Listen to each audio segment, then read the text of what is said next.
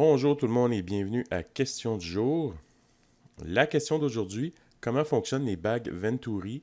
Ces bagues-là, on les avait abordées brièvement dans le vidéo précédent quand on parlait du principe de continuité. Aujourd'hui, on va vraiment s'intéresser à comprendre comment est-ce qu'elles fonctionnent.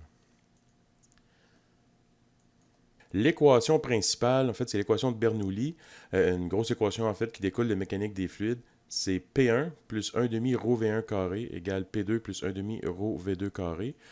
Pour ceux qui ne s'en souviennent pas, ρ c'est la masse volumique du fluide. Pour nous, ça va généralement être de l'air ou de l'oxygène. P c'est la pression, la variable P c'est la pression, puis V c'est la vitesse. Cette équation-là, si vous la remarquez, elle ressemble un peu à plusieurs équations qu'on a vues, c'est-à-dire qu'on a une situation initiale égale à une situation finale, exemple P1V1 égale P2V2, ou l'équation de dilution C1V1 égale à C2V2. Une autre façon de voir ces équations-là, c'est de dire qu'un côté de l'équation doit être égal à une constante. Donc, si le P plus 1 demi ρ V carré, la somme de ces deux termes-là ici doit toujours demeurer constante. Et on voit donc que si la vitesse augmente pour une certaine raison, à ce moment-là, il faut que la pression diminue parce que la somme des deux termes doit toujours demeurer constant. L'inverse est vrai aussi, c'est-à-dire que si la vitesse diminue, donc ce terme-là au complet diminue, ben pour compenser, pour que la somme des deux reste constante, la pression doit augmenter. Mais nous, on va uniquement travailler dans le premier cas ici. Si la vitesse augmente, alors la pression diminue. Puis je ne sais pas si vous en souvenez, dans quel contexte, dans la mécanique des fluides, on est capable de faire augmenter la vitesse? Ben, c'est via un étranglement. Donc, quand on crée un étranglement, on est capable de faire augmenter la vitesse dans un fluide. Mais maintenant, on va plus loin. À cause de l'équation de Bernoulli, si la vitesse dans un fluide augmente, ça veut dire que la pression diminue. Ça, c'est une conséquence, en fait. On peut quand même voir une certaine logique là-dedans. C'est sûr que c'est pas parfaitement comparable parce que nous, les fluides, comme je l'avais expliqué, on travaille dans la limite des fluides qui sont non compressibles. Mais on peut comprendre que quand on arrive sur l'autoroute où ce que la congestion arrête, où ce qu'on peut reprendre la vitesse, ben on sent qu'on n'est plus bumper à bumper en bon français. On se dilate un peu, on prend de la place, la pression entre les voitures diminue. En revanche, quand on arrive dans un bouchon, où ce que la vitesse diminue, mais là, les voitures, on sent qu'ils se collent un peu plus une contre l'autre. Donc, c'est une façon symbolique de dire que quand la vitesse augmente, quand on a la liberté de circuler, la pression diminue. En revanche, si on est contraint à être arrêté, à ralentir, bien, ça fait augmenter la pression. La plus grande application en allothérapie qu'on peut penser de ça, c'est les bagues Venturi. Je vous les représente un peu. En fait, c'est pour les masques d'oxygène comme ça ici. Les masques avec lesquels on veut administrer de l'oxygène ou d'autres médicaments à un patient, on est capable de relier ça à une bonbonne d'oxygène, mais on ne veut pas toujours fournir 100% d'oxygène au patient. Donc, on a la bague ici qui est reliée à une bonbonne ou une valve d'oxygène. L'extérieur de la bague est à l'air libre, donc 21% d'oxygène. Mais ici, on crée un étranglement. Donc, quand l'oxygène rentre dans la bague ici, il y a un petit étranglement qui est créé. Donc, le fluide va sortir à grande vitesse, le fluide de l'oxygène dans ce cas-ci. Ici, donc, à l'intérieur de la bague, la vitesse est très élevée. À l'extérieur de la bague, la vitesse est nulle. Et l'équation de Bernoulli nous dit que quand la vitesse augmente par rapport à un autre milieu, ben, ça veut dire que la pression va diminuer. Ici, on peut travailler en pression relative, donc souvent la pression extérieure, on va juste dire qu'elle est 0 par référence. Donc, ça veut dire qu'à l'intérieur de la bague, ici, dans cette zone-là, il va y avoir une pression négative qui va apparaître, puis nous, on le sait, une pression négative, ça représente une succion. Donc, quand la pression est plus basse que la pression atmosphérique, bien, ça veut dire qu'il va y avoir un appel d'air, l'air va pouvoir rentrer dans la bague. Et c'est ce qui va créer un mélange air-oxygène que, selon la forme de la bague, on est capable de venir doser entre 21% et 100% d'oxygène. Se servir d'un étranglement comme dans la bague Venturi pour respirer, c'est ce qu'on appelle l'effet Venturi. Venturi, en passant, c'est un physicien, c'est lui qui avait remarqué ce principe-là. Premier petit exemple, vous avez compris l'idée. Laquelle de ces deux bagues Venturi aspire le plus d'air? Pour un même débit, évidemment. Ça, ici, c'est une vue de face des bagues. Les petits trous que vous voyez là, ça correspond, dans le fond, à l'étranglement de la bague, donc l'espèce de petit trou par lequel l'oxygène sort. Donc, on voit que la bague verte a un plus petit trou que la bague orange. Donc, laquelle des deux va créer le plus grand appel d'air? C'est la bague verte. À cause que son étranglement est plus important, donc le trou est plus petit, ça veut dire que le fluide va sortir, l'oxygène, dans ce cas-là, qui est relié à la valve, va sortir plus rapidement. Si l'oxygène sort plus rapidement, mais ça veut dire que l'équation de Bernoulli va faire encore plus chuter la pression. Et si la pression est encore plus basse à l'intérieur de la bague ici, bien, ça va créer un appel d'air encore plus important. Un autre exemple, il va être fait en 3 étapes. Il y a 2A, 2B, 2C. Cette première question-là est uniquement pour comprendre le concept. On s'entend que ce n'est pas de l'inéothérapie. Je vous dis que dans une classe, il y a 6 personnes qui obtiennent la note de 100% et 2 autres obtiennent la note de 21%. Je vous demande la moyenne du groupe.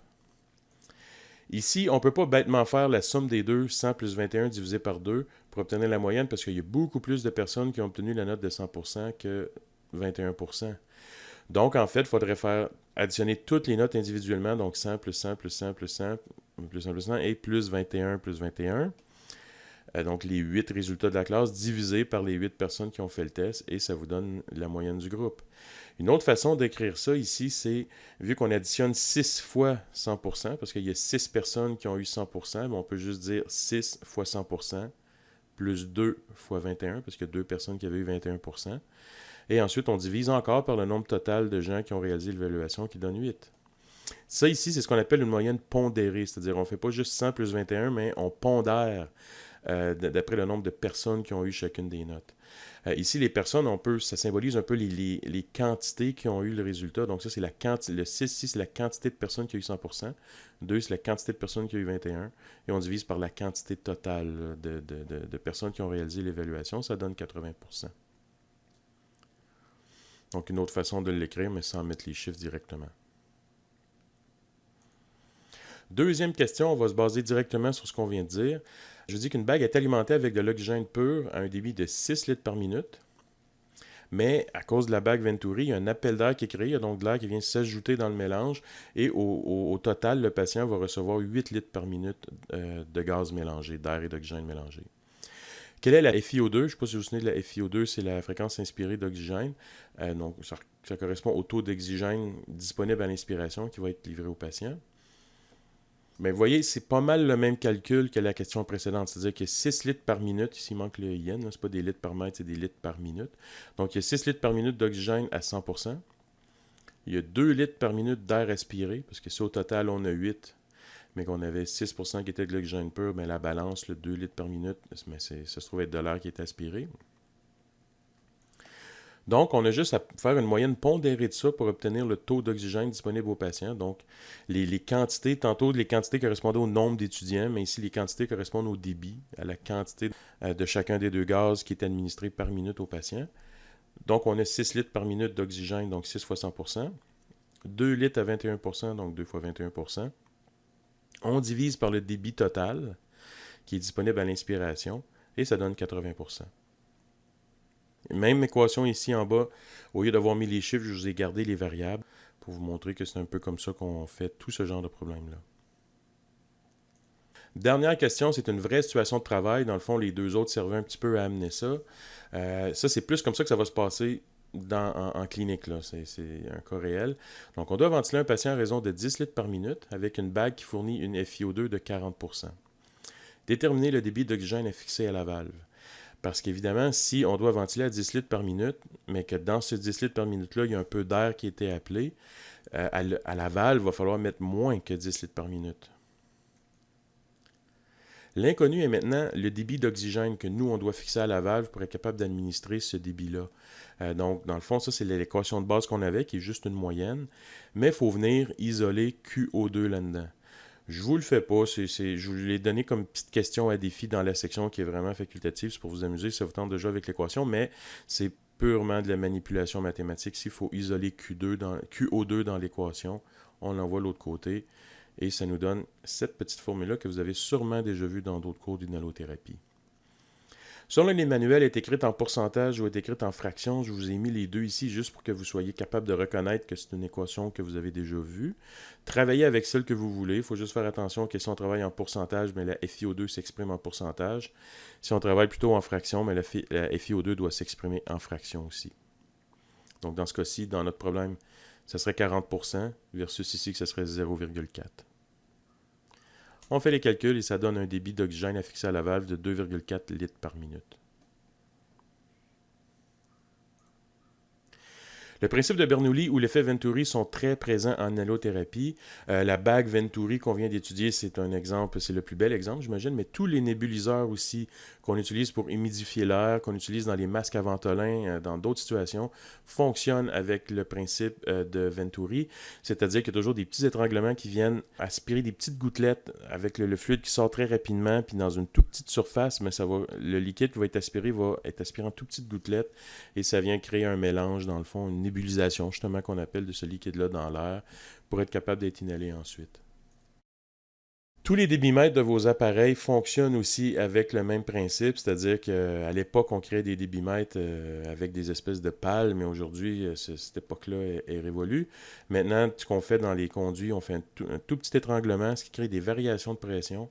Et évidemment, s'il n'y a pas de débit, il n'y a pas de variation de pression, parce que les deux vitesses sont nulles, mais dès que la vitesse augmente, l'écart de pression entre le milieu normal puis le milieu où il y a l'étranglement va augmenter, et on est capable de faire le lien direct entre la variation de pression et le débit dans le conduit.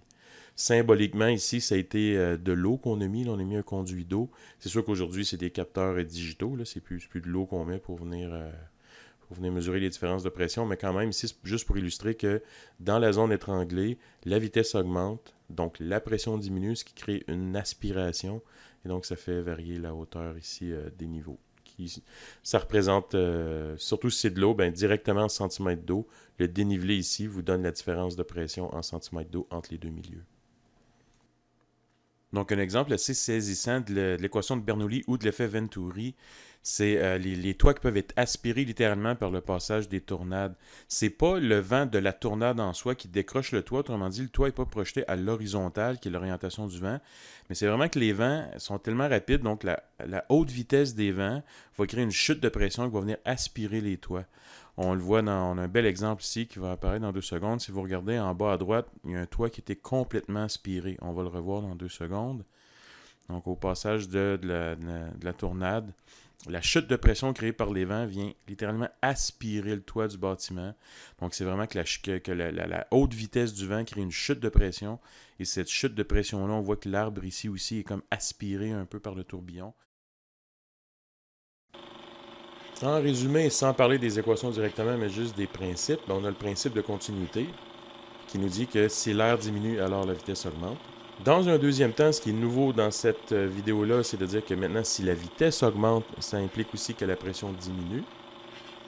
Et donc, de dire que quand on diminue une surface, quand on crée un étranglement, la conséquence, c'est que la pression chute. C'est ce qu'on appelle le principe de Venturi.